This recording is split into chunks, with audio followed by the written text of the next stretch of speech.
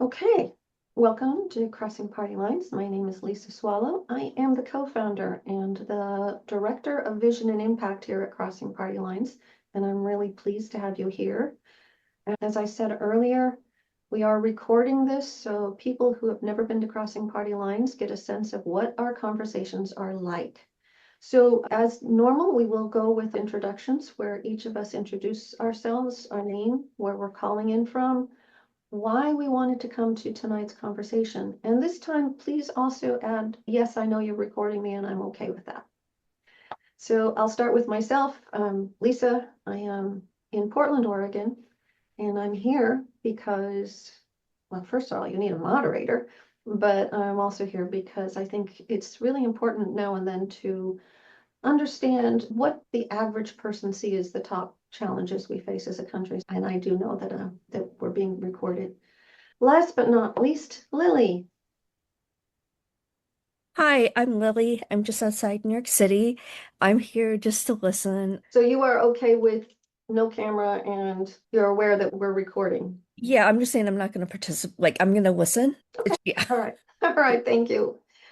I'll jump in. Great. Thanks, Bart. Not seeing your political opponent as less than, not demonizing them, showing grace. I think that's one. We're all people. We just have different ways to approach the solutions, right? And I think people largely agree on what the solutions are. Maybe not always, and the devil's in the details, I suppose they say. But demonizing people that you disagree with is not the way. It's just so dangerous. Thank you for that. Yeah. Michael, what are your thoughts? In my opinion, there is one problem, and the biggest problem, which is in the root of all other problems. And this is that we live, in fact, in the divided states of America. Our country was not so divided for many, many decades, maybe since the Civil War. And this is not only dangerous, but embarrassing situation because we somehow lost our ability to build broad coalitions even around the issues that have bipartisan support across the political spectrum. How many years we had these discussions about immigration, about our healthcare system and costs and all this, and nothing is happening. We cannot build anything. So, and the two other issues, if you insist this to be three, but these two other issues are related together. It's corporate greed and AI race. Because AI race to a large degree is motivated by corporate greed, but also by this idea that we have to be first, that otherwise we will lose to China. Thank you very much, Michael. Who would like to go next? I can jump in if you like. This is Warren. Yeah, top challenges. I think number one on my list is greatly reducing the extent and harm of echo chambers. Mm-hmm. The second one on my list would be creating a robust, independent public broadcast service, freely available to everyone regardless of location. And number three is revamping our electoral system to incentivize collaboration, politeness, and compromise between candidates and elected officials. And an example would be having ranked choice voting used everywhere and making voting compulsory. Making voting compulsory. Compulsory, yeah. I'll leave it at Okay. that.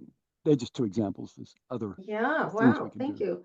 You guys have already given us so much to chew on, and we haven't heard from Jack yet or David. And Lily, I'm not mentioning you because you're going to be quiet. Jack, do you want to share?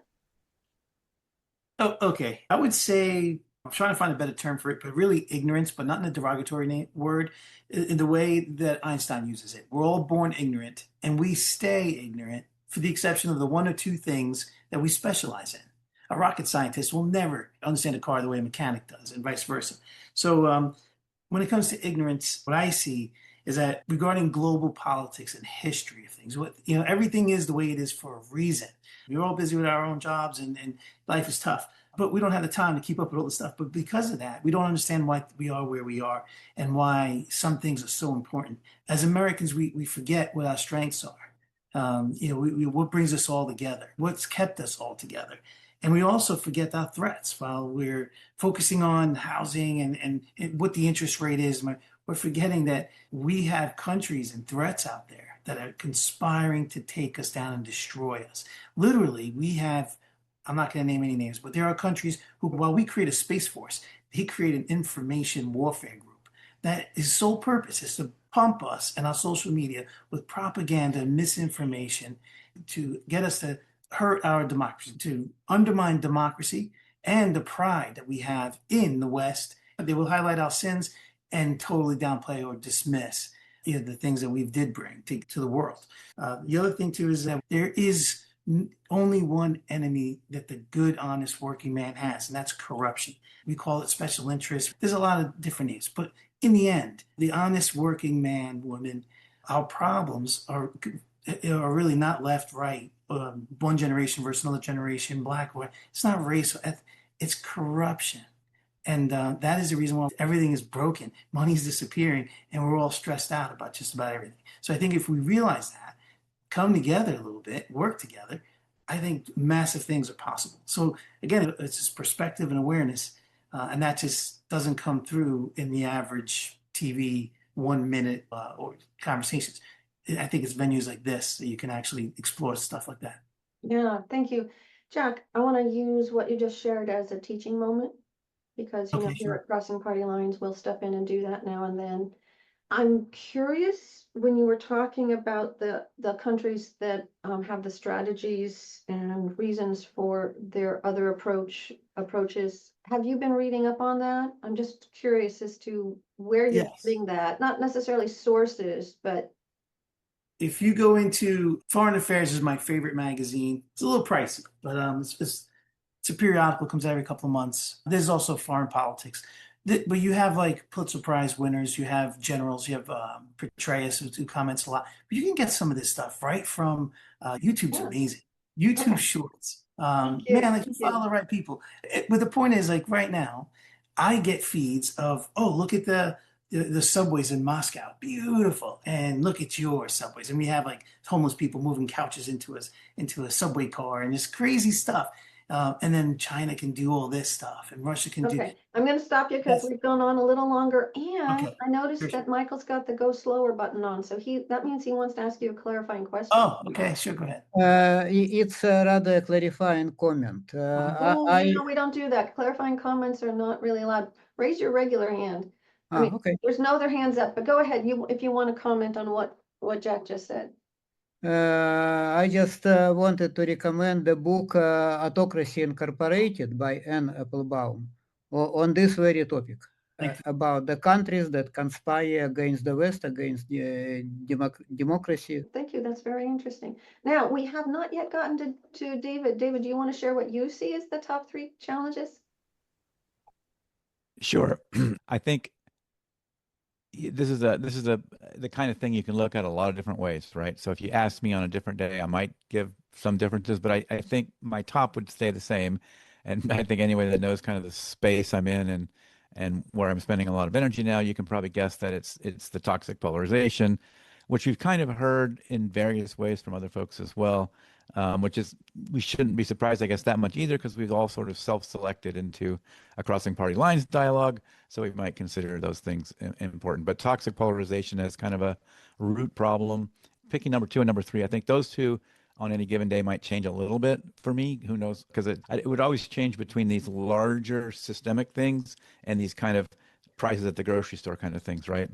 So for both of my other two, it's almost like a compilation of what everybody else said about a whole bunch of stuff. But I might just say sort of preserving the republic in some way, or reforms. Like where do we go from here? We've 250 years, and it's fragile. There's a lot of people, as Jack said, want to opt out and think maybe this system isn't any good, it's not working anymore. Where do we go from here, and how do we do that again in this divided times that we're in, and moving forward? And then my third might be a little surprising, because you'd think it might be something even bigger, but I think again it's kind of a root problem to a bunch of these other things, and that's kind of misinformation and the attacks on science, if you will.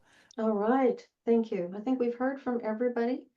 I would love it if we could talk for a minute about connections we see. So David has already mentioned that his toxic polarization pretty much encompasses some of the things the rest of you have said. Does anyone else want to talk about the connections you see between your top three and someone else's?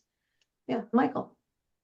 So Warren, for example, listed a few very good ideas about how can we improve or maybe fix our democracy. But the question is how to get from the point A where we are now to the point B where we want to be. So how to get from here and transform it. This probably needs some sort of very broad movement that would build support across the country and bring these ideas to our policymakers and make clear that this is what we want you to propose as a legislation to make this the law of the land. Thank you. Who else would like to talk a bit about the connections that they're seeing between the various challenges that were shared?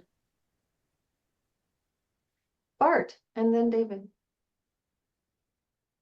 Yeah, when Jack was speaking, it kind of struck me the idea of ignorance and how we're born ignorant and we know what we know.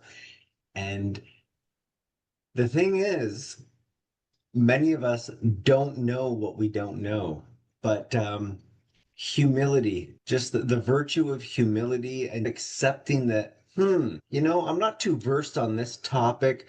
Maybe I shouldn't go all in with my opinion on something. And I find that that's part of the solution to just not be too sanctimonious about this, that, or the other thing. So humility, I think, is lacking. And I think that's part of the solution. Yeah, thank you.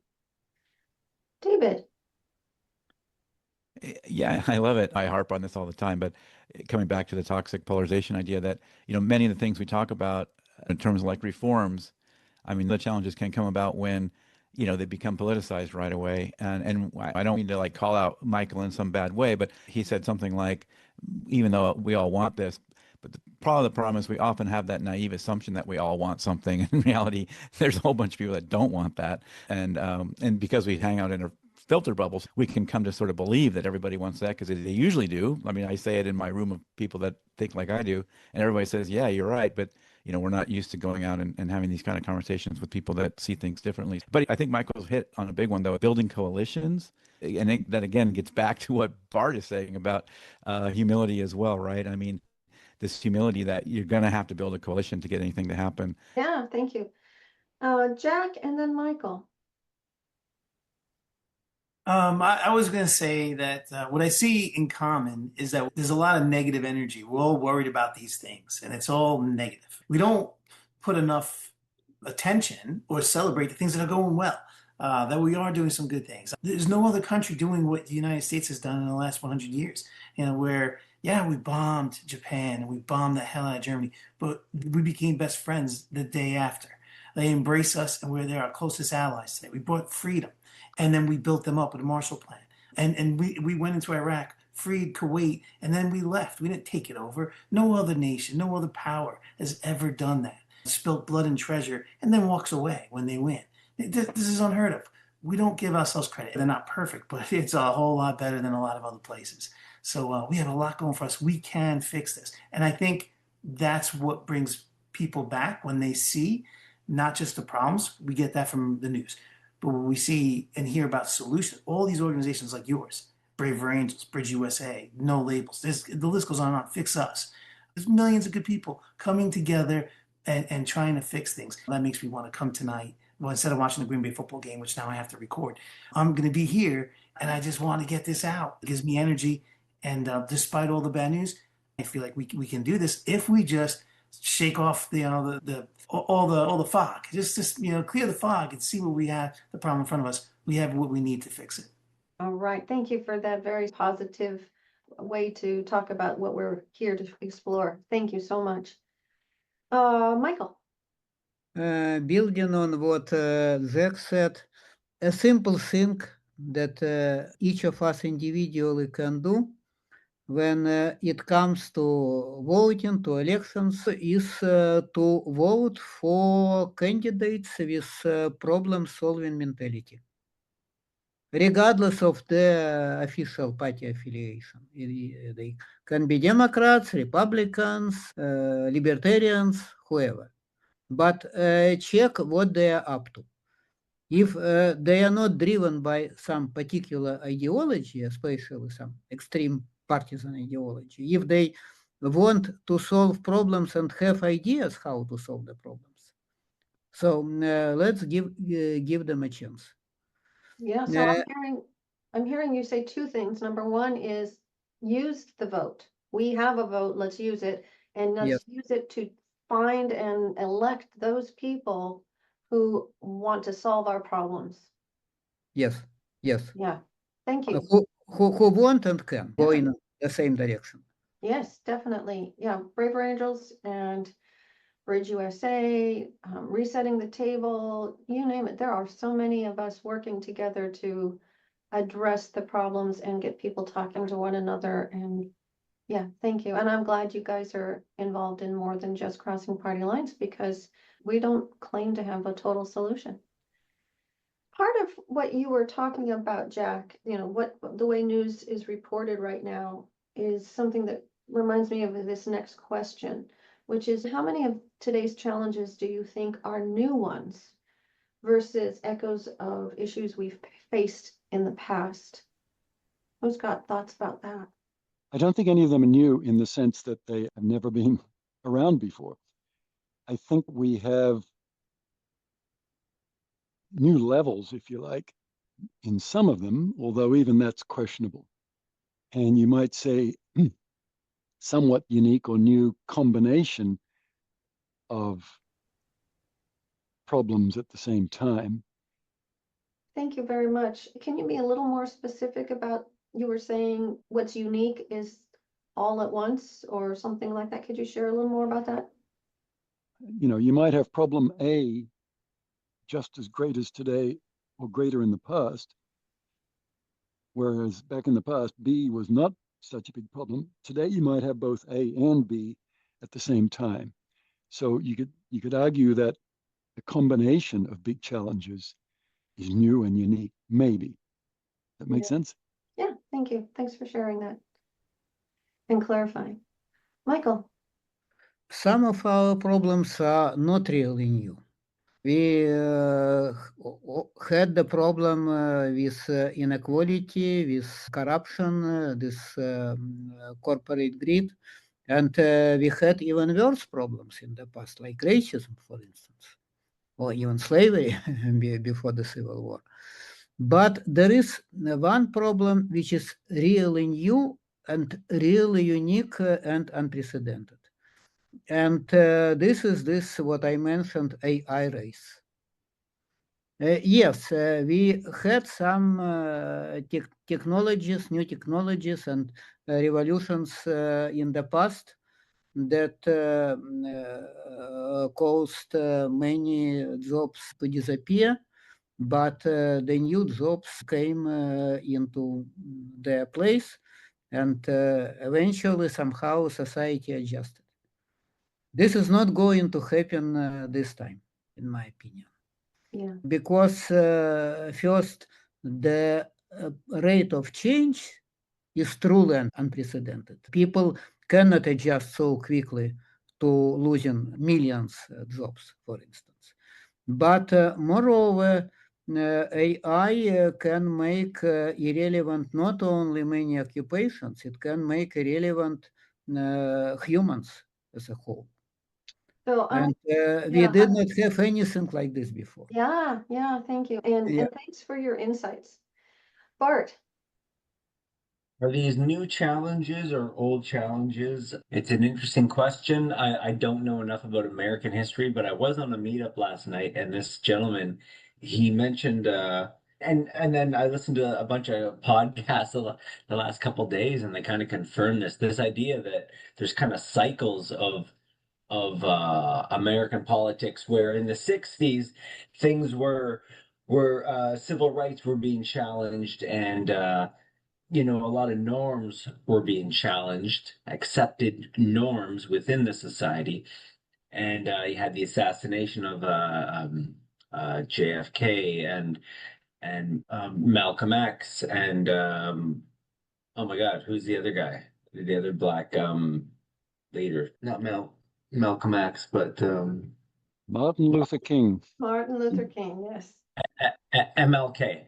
Yeah. Okay, so it was a time of a very divisive ideological change within a society, and it really feels like that's what's going on right now. I've been feeling this at least the last 5 years, maybe, and so maybe it's just cyclical.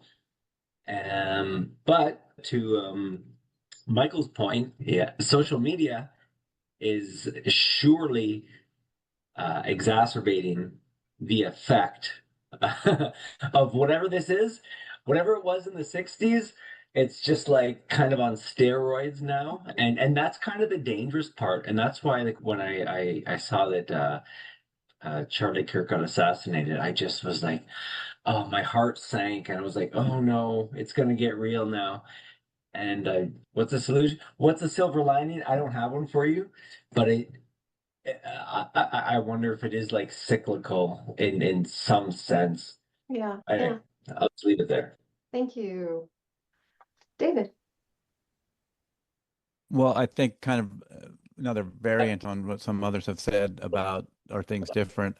I think there probably are some, and I think the AI is a good example of that. But I think many of the others, you could say these kinds of things have existed before, but there are differences now, particularly I think in speed and spread.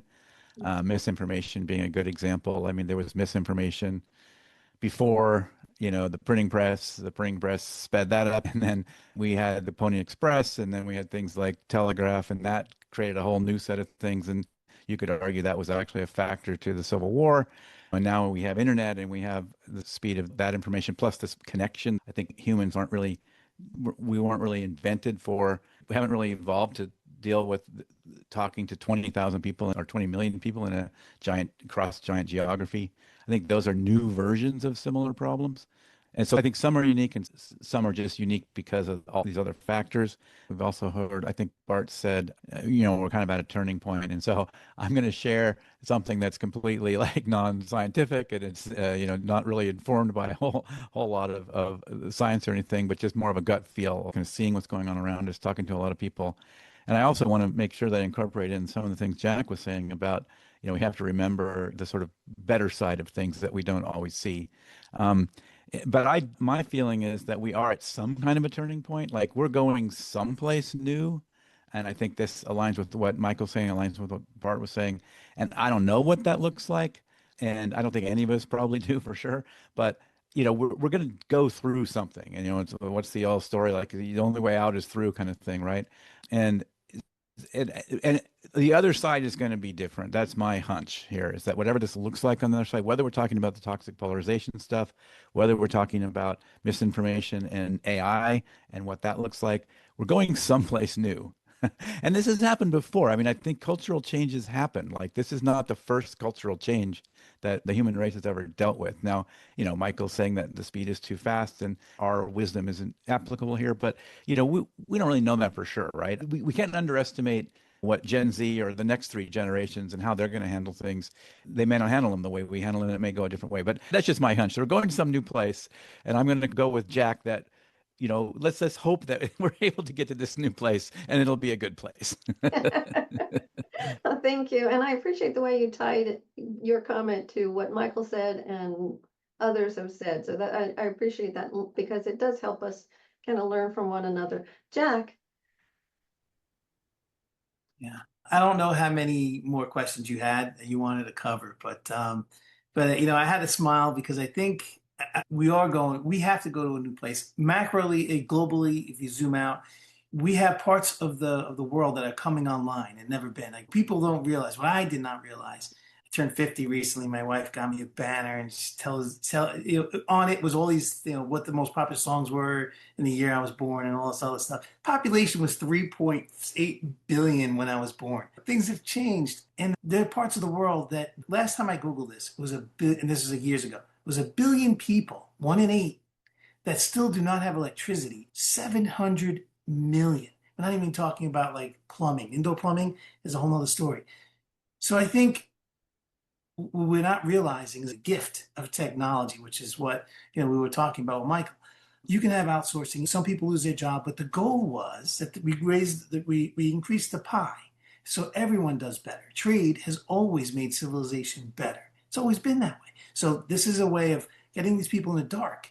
Let's get them some electricity. Let's get them on and create a whole new consumer base. Give them jobs, and they'll be buying all these iPhones. And in some extent, it has kind of worked that way. That was the goal. And there is something that's changing, right? These people now are rising up. They're standing up. China's standing up. India is next. India's got a tiny economy, as big as it is. It's the size of the economy of one state, New York. Even Russia, by the way, as big as it is, 100 million people. Their GDP is the same size as the state of New York. Now, yes, they have fuel and revenue from that, but that's about it. So there's a lot of plugging in. People want more say as technology and know-how spreads. They rise up. Now's the time in our meeting when we move into closing remarks, and that's a time when you each get a chance to share whatever you need to share to feel complete. So it could be a point you didn't get to make and you want to get it out there. It could be an appreciation to someone for sharing something that opened your mind, introduce you to a new way of seeing things. Truly anything you want to share that will make you feel complete. And let's go with Michael first. Well, I suppose that there are a few ideas that we all agree are important. And maybe if we as a country could not to try to fight at multiple fronts, but just to choose something that could get done, maybe we could have some luck. But I'm still not very hopeful. All right, thank you. Warren, how about you? I liked hearing all the other ideas in the discussion tonight. I thank everybody for participating and sharing with me, and you, Lisa, for making it possible for us.